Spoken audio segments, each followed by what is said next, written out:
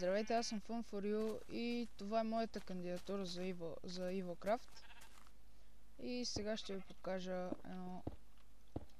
един бък с снежен човек.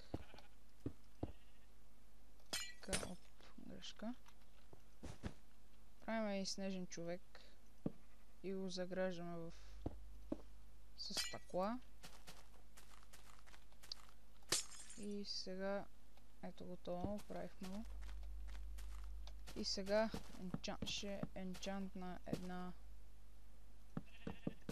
лопата диамантена. Така, на макс левел. Ето, Efficiency 4. И гледайте сега, удраме. Нали то се спамва, по принцип като сте на Survival, ви дава топки. Това е Efficiency.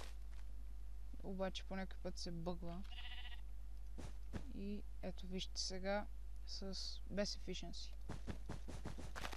Виждате ли? Това е много готино с снежния човек. Надявам се да ви е харесало, така може да си правите безкрайни снежни топки. Само да не бързате толкова много като мен.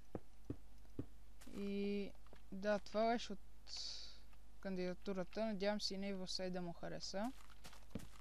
Защото се постарах и да знам, надявам се да му хареса.